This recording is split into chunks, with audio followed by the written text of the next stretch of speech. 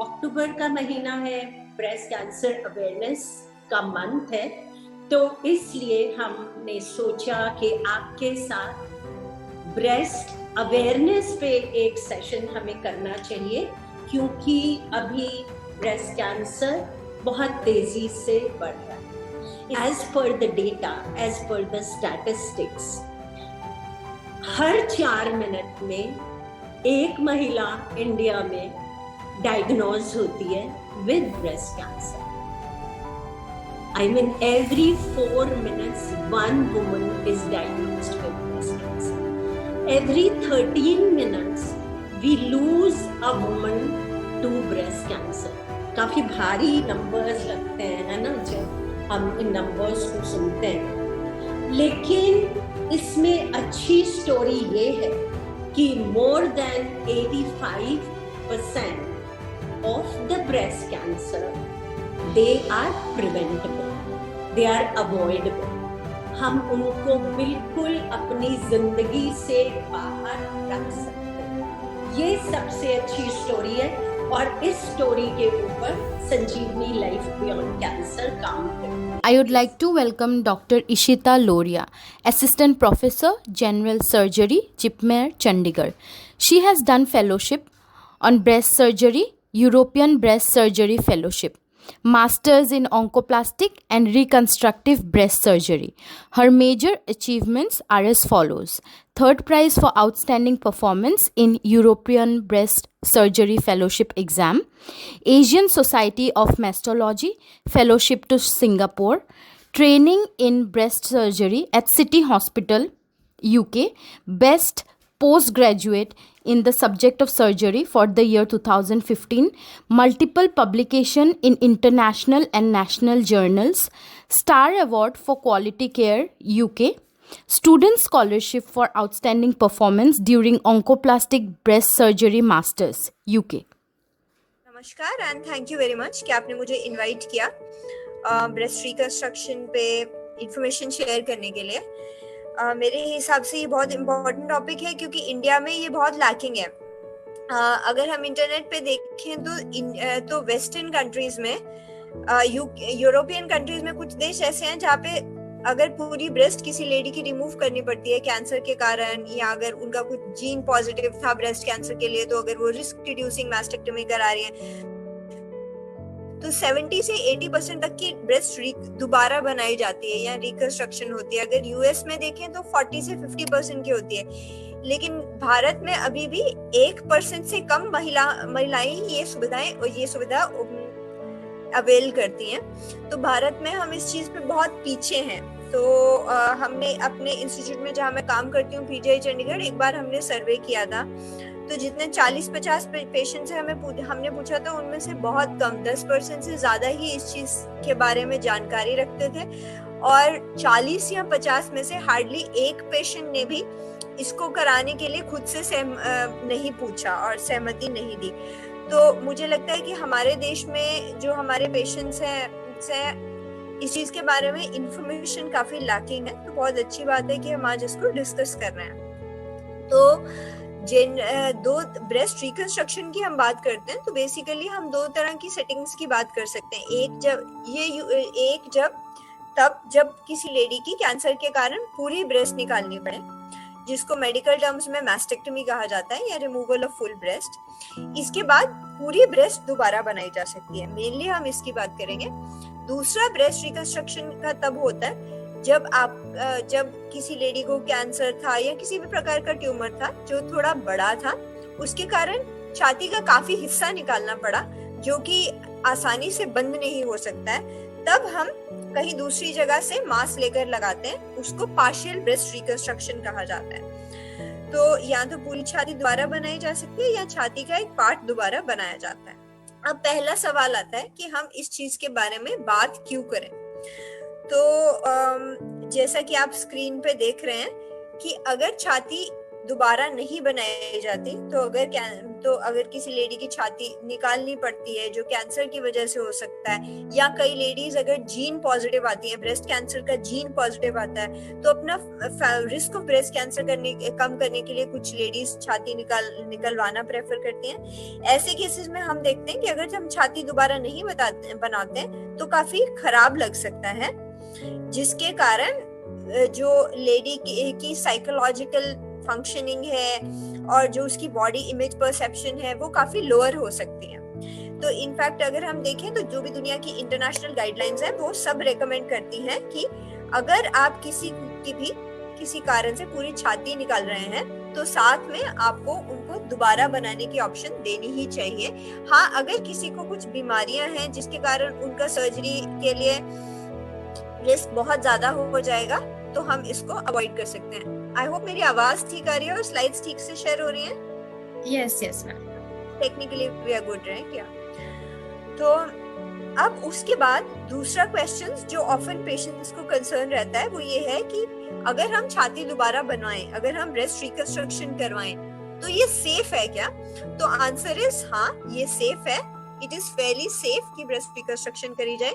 इससे बीमारी दोबारा आने का खतरा नहीं बढ़ता, इससे रेडिएशन देने में भी कोई दिक्कत नहीं होती है और इससे बीमारी दोबारा जल्दी पकड़ी जाने का जो बीमारी की डिटेक्शन है वो भी लेट नहीं होती है।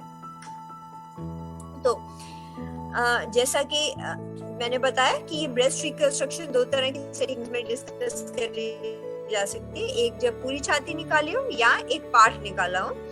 ज्यादा मैं यहाँ पे जब पूरी छाती निकालने के बाद ब्रेस्ट कैसे दोबारा बनाई जा सकती है उस पे फोकस करूंगी, क्योंकि अगर एक पार्ट निकाला गया है और उसके अंदर कुछ मांस डाल के रिकंस्ट्रक्ट किया, वो एक अलग डिस्कशन है और वो जनरली साथ के साथ हो जाता है, तो पेशेंट्स को उसमें इतना डाउट नहीं रहता है।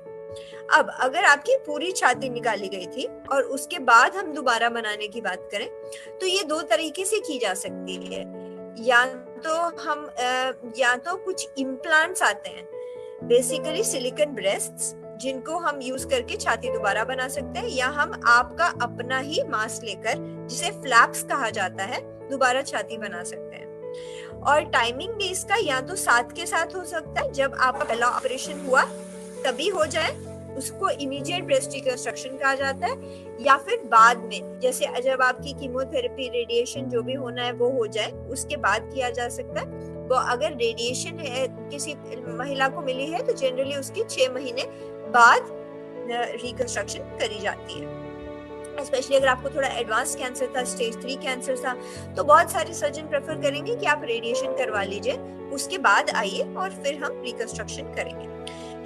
अब थोड़ा टाइप्स के बारे में डिटेल में डिस्कस करते हैं। एक, जैसे मैंने कहा कि ये इम्प्लांट्स आते हैं, इनकी फोटो मैं और डिटेल में आगे स्लाइड में दिखाऊंगी। इसको हम जो हमने छाती निकाली उसके ऊपर रख सकते हैं। छाती के नीचे मांसपेशियां होती है, इसको मांसपेशियों के ऊपर या मांसपेशियों के नीचे रखा जा सकता है, तो इन्हें इम्प्लांट्स कहा जाता है। ये सबसे सिंपल प्रोसीजर होता है जो किया जा सकता है। उसके बाद ये प्रोसीजर जो है या तो साथ में किया जा सकता है कि जब आपकी छाती निकाली जा रही है तभी कर दिया जाए, या फिर बाद में किया जा सकता है कि जैसे मैंने बताया कि रेडिएशन कंप्लीट होने के 6 महीने के बाद अगर आप अपने डॉक्टर के पास जाते हैं और बोलते हैं कि हमें छाती दोबारा बनवानी है, तो वो जहां से आपकी छाती निकाली गई थी, जो स्किन है उसके नीचे, ये जैसे मैंने स्लाइड में दिखा है, एक बलून टाइप डाल देते हैं जिसको एक्सपैंडर बोलते हैं। इसके अंदर क्लिनिक में 1 या 2 हफ्ते में थोड़ा थोड़ा करके पानी भरते रहते हैं, तो स्किन जो है वो गुब्बारे की तरह फूल जाती है और फिर 2-3 महीने बाद इम्प्लांट जो कि एक्सपैंडर जो कि एक गुब्बारा है, उसे परमानेंट इम्प्लांट से रिप्लेस कर दिया जाता है। अब दूसरा तरीका है आपके अपने टिश्यूज इस्तेमाल करके, आपका अपना ही मांस इस्तेमाल करके अगर हम ब्रेस्ट बनाएं। इसमें अलग अलग तरह की ऑप्शंस रहती हैं, जैसे कि हम आपकी पीठ से मांस लेकर बना सकते हैं, हम पेट से मांस लेकर बना सकते हैं, हम बटक से या थाइस से मांस लेकर बना सकते हैं। ये टेक्निक्स भी हम थोड़ी देर में डिटेल में बात करेंगे। अब मोस्ट कॉमन जो टेक्निक है जो वेस्टर्न कंट्रीज में यूज होती है वो है इम्प्लांट बेस्ड रिकंस्ट्रक्शन। जनरली क्या है कि अगर किसी भी वजह से मरीज की छाती निकाली जा रही है तो साथ ही इम्प्लांट्स को डाल दिया जाता है। इसको इजेड रिकंस्ट्रक्शन कहते हैं। अब ये फिर दो तरह से होती है, या तो सीधा ही इम्प्लांट परमानेंट वाला डाल देती है या फिर एक एक्सपैंडर डालते हैं जो एक गुब्बारे की तरह होता है। फिर इसमें धीरे धीरे पानी भरकर फाइनली इम्प्लांट से बदला जाता है। तो ये देखिए, ये इस स्लाइड में मैंने दिखाया है कि इम्प्लांट्स, ब्रेस्ट इम्प्लांट्स किस तरह के होते हैं। ये मोस्ट कॉमन इम्प्लांट है। बेसिकली ये एक सिलिकन एक मटेरियल आता है, जेल जैसा होता है, इससे बनी गोली जैसी होती है। कुछ इम्प्लांट्स जो है वो पानी भरे भी हो सकते हैं, कि प्लास्टिक की शेल है, अंदर पानी भरा है, पर क्योंकि ये थोड़ा जो है फटने का डर रहता है, तो सिलिकन जो जेल वाले इम्प्लांट्स हैं वो ज्यादा कॉमनली यूज किए जाते हैं। अब या तो इसको डायरेक्ट आपकी छाती की स्किन के नीचे डाल दिया जाएगा, या मांसपेशी जो मसल होता है पेक्टोरालिस मेजर छाती का, उसके नीचे डाल दिया जाता है। और इसको साथ में कवर करने के लिए कई बार कुछ शीट्स यूज होती हैं जिन्हें एडीएम कहा जाता है, या फिर हो सकता है कि आपका अपना टिश्यू यूज कर लिया जाए जिसे डबल स्लिंग बोला जाता है। दिक्कत ये आती है कि धीरे धीरे हमारी बॉडी जो है वो इम्प्लांट को एज फॉरेन बॉडी देखती है, तो हमारी बॉडी इम्प्लांट के अराउंड एक झिल्ली बना देती है जिसे कैप्सूल बोला जाता है। Over a period of time ये कैप्सूल हार्डन हो सकता है, जिसके कारण मरीज को कुछ दर्द और स्टिफनेस महसूस हो सकती है। इसको कैप्सूलर कंट्रक्चर कहा जाता है, जो इम्प्लांट्स की एक डाउन साइड है। अब इस टेक्निक के फायदे क्या है? एक ये है कि जो मैं आगे टेक्निक्स बताने वाली हूँ उसके कंपैरिजन में ये थोड़ी आसान टेक्निक रहती है। कम समय लगता है, 2 या 3 घंटे में ऑपरेशन खत्म हो जाएगा। और हमारे पास वेरियस साइजेस रहते हैं इम्प्लांट्स के अवेलेबल, तो हम स्पेसिफिक वो साइज यूज कर सकते हैं कि आपकी दूसरी ब्रेस्ट को मैच किया जाए। और अब इम्प्लांट में भी फेलियर हो सकता है, पर जैसे अपना मांस लेते हैं तो वो ठीक ना बैठे, मांस को दोबारा काटना पड़े, ऐसा कुछ नहीं होता है। और क्योंकि यहाँ पे सर्जरी सिर्फ ब्रेस्ट में हो रही है, कहीं और से मांस नहीं ले रहे हैं, तो और किसी जगह पे घाव रहेगा और वहां पे भी दिक्कत होगी, ऐसा यहाँ पर नहीं है। इस कारण से अगर हम देखें तो बाहर के देशों में, अमेरिका में और यूरोप में मोस्ट कॉमन टेक्निक को यूज करते हैं ब्रेस्ट रिकंस्ट्रक्शन की, वो इम्प्लांट्स ही है। हमारे देश में एक और रहती है इम्प्लांट्स की, पैसे की दिक्कत रहती है। इम्प्लांट्स का कॉस्ट अराउंड 30,000 to 40,000 आता है। और अगर हमें साथ में इम्प्लांट के कुछ शीट्स आती हैं इम्प्लांट को कवर करने के लिए, उन्हें एडीएम कहा जाता है। अगर हमें एडीएम लगाना हो तो कॉस्ट और बढ़ जाता है। एडीएम करीबन 1 लाख का आता है, तो 1.5 लाख तक का कॉस्ट पड़ सकता है मरीज को। अगर इंश्योरेंस है तो कोई दिक्कत नहीं है। Government health insurance schemes breast reconstruction cover करती हैं, जैसे आयुष्मान भारत, पर पूरी कवरेज थोड़ी मुश्किल है। हाँ, ट्राई किया जा सकता है कि आयुष्मान में हम लिमिट बढ़ाकर कर दें। और दूसरी जो कॉम्प्लिकेशन में आपको किसी भी मरीज को अगर इम्प्लांट हो रहा है तो उन्हें ये बात ध्यान रखनी है कि अगले कुछ सालों में दोबारा सर्जरी होने का खतरा 30 to 40% रहेगा। उसका रीजन मैं समझाऊंगी क्यों। और कोई भी मरीज जो ये इम्प्लांट रिकंस्ट्रक्शन करवा रहा है, उनको ध्यान में रखना है कि बेस्ट से बेस्ट सर्जन के हाथ में भी 5 से 10% में इम्प्लांट लॉस का रिस्क रहेगा। वो इसलिए होता है क्योंकि अगर कुछ भी इन्फेक्शन हुई तो इम्प्लांट, या अगर कोई टांके ठीक ना बैठे और इम्प्लांट दिखाई दे रहा है तो हमें इम्प्लांट रिमूव करना पड़ सकता है। बाकी तो टांके ठीक ना बैठे और इम्प्लांट दिख रहा है, जिसको इम्प्लांट एक्सट्रूजन कहा जाता है, कुछ ब्लीडिंग हो गई जिसको हेमाटोमा कहा जाता है, इन्फेक्शन हो गई जिसके कारण इम्प्लांट लॉस यानी कि इम्प्लांट निकालना पड़ सकता है, ये सब हो सकता है। एक बहुत स्पेसिफिक कॉम्प्लिकेशंस है इम्प्लांट के साथ जो पिछले कुछ सालों से चर्चा में आए हैं, वो ये है कि एक तरह का ब्लड कैंसर का रिस्क ये रिपोर्ट हुआ है कि इम्प्लांट से बढ़ता है। इसे anaplastic large B cell lymphoma कहा जाता है, लंबा नाम है, लेकिन बेसिकली ये बहुत रेयर है। 40,000 में से किसी एक को ही ये होगा। तो इम्प्लांट है तो ये हो ही जाएगा, ऐसा नहीं है। कुछ 400 केसेस ये पूरी दुनिया में इस तरह के कैंसर के जो अभी तक रिपोर्टेड है। और अगर ये जल्दी पकड़ में आ जाए तो इसकी ट्रीटमेंट सिर्फ इम्प्लांट और उसका कैप्सूल निकालना ही होता है। पर अगर आपको ये चॉइस दी गई है और आप इस तरह की सर्जरी के साथ जाना चाहते हैं तो ये बात ध्यान में रखनी है। अब अगर कोई भी लेडी ब्रेस्ट इम्प्लांट्स की तरफ जाना चाह रही है तो ये चीज का ध्यान रखना है कि आपको अल्टीमेटली वही कराना है जो आपके डॉक्टर बोल रहे हैं, क्योंकि हर रिकंस्ट्रक्टिव टेक्निक का अपना फायदा अपना नुकसान होता है। ऑफ कोर्स आपके साथ डिस्कशन करेंगे आपके डॉक्टर कि आपके लिए क्या फिट बैठता है। अगर आपको रेडिएशन मिलने वाली है तो इम्प्लांट्स आपके लिए बहुत अच्छी चॉइस नहीं है। करे जा सकते हैं, मैं ये नहीं कह रही हूँ कि नहीं करे जा सकते हैं, लेकिन कॉम्प्लिकेशंस का खतरा बढ़ जाता है। कॉम्प्लिकेशंस का खतरा 4 गुना ज्यादा हो जाता है अगर आपने इम्प्लांट बेस्ड रिकंस्ट्रक्शन करवाई है और अगर आपको रेडिएशन करनी पड़ी। मेन जो मैंने बताया था कि कैप्सूल जो बॉडी इम्प्लांट के अराउंड बनाती है, रेडिएशन उसको और सिकुड़ा देती है, जिसके कारण उस मरीज को स्टिफनेस, दर्द और ब्रेस्ट की डिस्टॉर्शन ज्यादा हो सकती है। अगली तकनीकों की जो हम बात करेंगे वो ये है कि बॉडी का अपना मास यूज करके रिकंस्ट्रक्शन करनी। तो ये वही है जो मैंने पहले बताया था कि पीछे से बैक से मास लिया जा सकता है, जिसको एलडी फ्लैप कहा जाता है। पेट से मास लिया जा सकता है, डिपेंडिंग अपॉन टेक्निक उसको ट्रैम फ्लैप या डीएफ फ्लैप कहा जाता है। बटक से या थाई से भी मास लिया जा सकता है।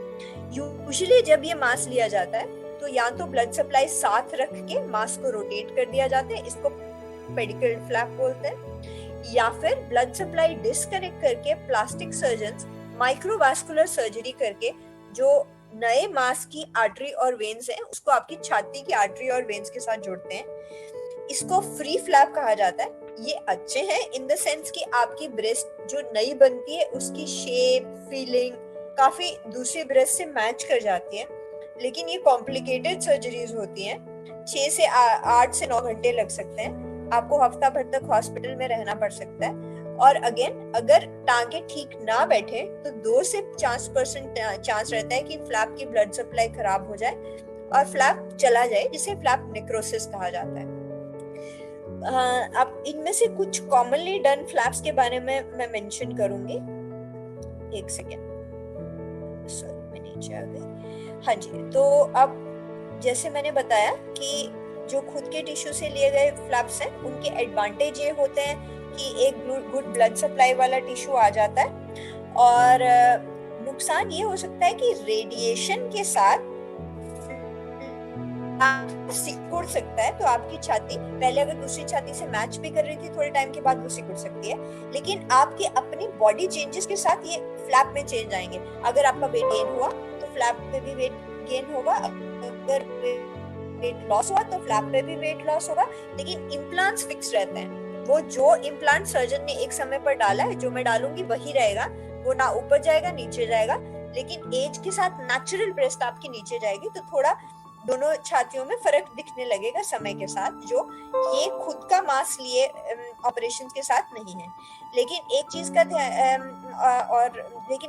रखना है कि यहाँ पे हम कहीं और से मास ले रहे हैं, तो कहीं और पे चीरा लगेगा, वहां पे स्कार होगा, वहां पे भी कॉम्प्लिकेशंस, जहाँ से मास ले रहे हैं वहां पे भी कॉम्प्लिकेशंस आ सकती हैं, जैसे ब्लीडिंग, टांके ठीक ना बैठना, डिलेड वुंड हीलिंग, घाव भरने में समय लगा और वहां की भी पट्टी करवाने की जरूरत पड़ेगी। अगर पेट से मास लिया है तो वो 2 तरीके से लिया जा सकता है।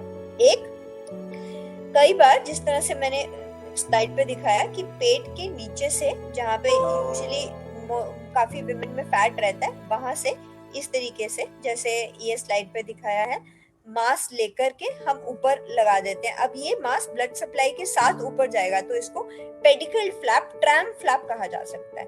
अगर आप देख रहे हैं तो पेट का काफी मसल भी ऊपर चला जाता है, जिसके कारण इसकी मेन प्रॉब्लम ये है कि ओवर सम अप टू 4 में से एक मरीज को 25% में पेट के हर्नियाज हो सकते हैं, जो कि मरीजों को दिक्कत दे सकते हैं। इस कारण से ये फ्लैप अभी थोड़ा डिसफेवर में चला गया है। इसकी जगह पे पूरा मसल लेने के सिवाय की जगह आजकल सिर्फ पेट का स्किन और फैट लिया जाता है और ब्लड सप्लाई को छाती की ब्लड सप्लाई से कनेक्ट कर दिया जाता है। इसमें हम मसल नहीं ले रहे, इसको डायप फ्लैप या deep inferior epigastric artery perforator flap कहा जाता है। इसमें ये यूजुअली प्लास्टिक सर्जन्स करते हैं। इसमें हर्निया का चांस काफी कम है कंपेयर टू जो मैंने प्रीवियस फ्लैप बताया। पीछे से ही मांस लेकर भी छाती दोबारा बनाई जा सकती है। इसको एलडी फ्लैप या लैटिस्मस डॉर्साई फ्लैप कहते हैं। इसमें दिक्कत 2 आती है। इसमें अच्छा ये है, आपका खुद का टिश्यू यूज हो रहा है, ये भी अराउंड 3 से 4 घंटे का ऑपरेशन है, 2 से 3 दिन हॉस्पिटल में रहना पड़ सकता है। कॉस्ट जितने भी फ्लैप्स हैं उनका डिपेंड करेगा। ऑफ कोर्स आप किस फैसिलिटी में करा रहे हैं वो भी डिपेंड करता है। अगर आप तो कॉस्ट फैक्टर्स हर सेटअप में डिफरेंट होंगे, पर अगर मैं सिर्फ मटेरियल कॉस्ट की या सिर्फ एक पब्लिक हेल्थ सर्विस की बात करूं, तो पब्लिक हेल्थ सर्विस में इम्प्लांट का कॉस्ट ज्यादा आता है। ये पेडिकल फ्लैप्स और ये फ्री फ्लैप्स का कॉस्ट कम आता है, क्योंकि उसमें हमें कोई मटेरियल आपको खरीदवाना नहीं पड़ रहा, तो ये कॉस्ट इफेक्टिव ज्यादा रहते हैं। डिसएडवांटेज ये है कि बैक का बड़ा मसल चला जाता है। तो अगर आप बहुत एक्टिव लाइफस्टाइल जीती हैं, अगर आप इंच मूवमेंट में हाथ ऊपर करके ऐसे करने में थोड़ी सी दिक्कत रह सकती है कुछ 1 या 2 साल के लिए, बाद में वो रिकवर हो जाती है। बाकी पीछे जहाँ से मास्क लिया वहां पे पानी भरना, वहां पे टाके ठीक ना बैठना, ऐसा सब हो सकता है। और कोई भी अगर हम मास्क कहीं से लेते हैं तो 2% फ्लैप लॉस का रिस्क रहता है। तो मैं अपनी टॉक के थ्रू आपको यही मैसेज देना चाहूंगी कि अगर किसी कारण से कैंसर ट्रीटमेंट के लिए या जेनेटिक रिस्क के कारण छाती निकालनी पड़ती है, तो वो दोबारा अच्छी तकनीकों से बनाई जा सकती है। मैंने पेशेंट फोटोज इंक्लूड नहीं की, क्योंकि मुझे पता है कि एक जनरल पेशेंट फोरम है, तो मैं नहीं चाह रही थी कि कुछ ऐसी फोटोज शेयर हो, बट काफी अच्छे से छाती बन जाती है। और अगर आप इस तरह की ट्रीटमेंट लेने जा रही हैं या अगर आपकी ऐसी ट्रीटमेंट हुई है, तो प्लीज अपने सर्जन को आप कंसल्ट कर सकते हैं कि इस तरह के ऑप्शंस अवेलेबल हैं क्या। ऑनलाइन लिटरेचर पढ़ सकते हैं, काफी सारी टेक्निक्स हैं जो अवेलेबल हैं, पर एक पर्टिकुलर पेशेंट के लिए क्या बेस्ट है वो आप और आपके डॉक्टर इकट्ठे मिलकर डिसाइड कर सकते हैं, क्योंकि हर टेक्निक हर पेशेंट के लिए फिजिबल नहीं है। क्योंकि कहीं पे कहाँ से मांस लेना है वो उस पर डिपेंड करेगा कि एक पर्टिकुलर पेशेंट का ज्यादा मांस कहाँ पे है, पेट में है, पीठ में है। कुछ फैक्टर्स होते हैं जो देखने होते हैं, रेडिएशन मिलना है तो इम्प्लांट अच्छा नहीं है, कोई डायबिटिक है, बीमारियां हैं तो बड़ा ऑपरेशन करना, फ्लैप वगैरह अच्छा नहीं है। तो इस तरीके से आप अपने सर्जन के साथ अच्छी डिस्कशन कर सकते हैं और गुड टेक्निक्स आर अवेलेबल। बस मैं उतना ही कहूँ। ऑफ कोर्स ये टेक्निक्स सब सेंटर्स में अवेलेबल नहीं है, स्पेशलिस्ट सेंटर्स की बात हो रही है, बट आप रेफरल सीख कर सकते हैं अगर किसी को ऐसी चीज करवानी हो।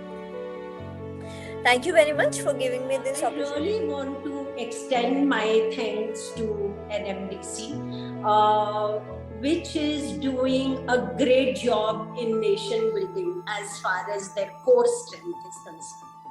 But उसके अलावा बहुत ही socially aware organization है, and इस तरह के webinars जो हम करते हैं उनको हमेशा support करती है, and because of that support we are able to reach thousands of people. तो आप लोग जो हमारे साथ Zoom पे directly अभी connected हो, इसके अलावा this webinar will be live on Facebook and other social media platforms, and I'm sure a lot of people will benefit because of this webinar. So thank you NMDC. Also a very big thanks to Fino Bank who has come forward to support this webinar.